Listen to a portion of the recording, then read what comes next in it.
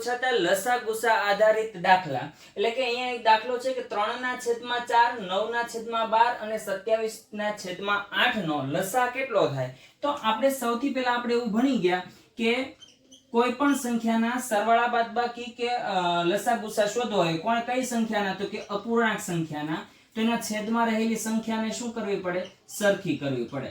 અહીંયા જોવો જોઈએ છેદમાં કેટલી સંખ્યા છે તો કે 1/4 1/12 1/8. હવે જો અહીંયા છેદ ઉડે છે 12 એટલે 4 તેરી 12 9 એટલે 3 તેરી 9 બરાબર 3 3 3 કેન્સલ થઈ ગયા એટલે હવે ઓલમોસ્ટ આ બંને સેમ ટુ સેમ સંખ્યા છે 3/4 3/4 એટલે આપણી પાસે બે જ સંખ્યા વધી 3/4 અને 27/8.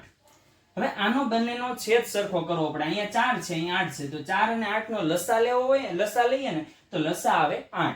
તો અહીંયા તો 8 છે જ મારે અહીંયા 8 કરવા હોય તો આને કેટલા વડે ગુણવાના 2 વડે. તો ઉપર નીચે 2 વડે ગુણો એટલે નવી સંખ્યા મળે 3 દૂને 6 એટલે 4 દૂને 8 અને બીજી સંખ્યા છે 27/8. છેદ સરખો થઈ ગયો. હવે આપણે લસા લેવાનો છે પણ કઈ સંખ્યાનો ઉપર રહેલી જે સંખ્યા છે કયો કઈ તો કે 6 અને 27. આનો લસા લઈએ એટલે ધ્યાન આપજો 2 તેરી 6 27 એમના એમ બરાબર.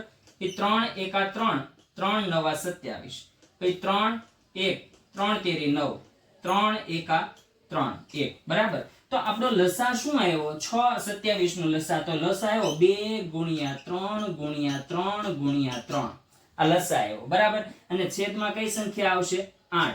હવે જો છેદ ઉડાડો ને હજી તો અહીંયા ઉડી જાય જો 2 ચોક 8 તો અહીંયા કેટલો આવશે 3 ગુણ્યા 3 ગુણ્યા 3 એટલે 27/4 એટલે આપેલી જે ઉપર સંખ્યા હતી ને 3/4 9/12 27/8 એનો લસા કેટલો આવે તો કે 27/4. આનો શું આવે છે ફાઇનલ આન્સર આવે છે.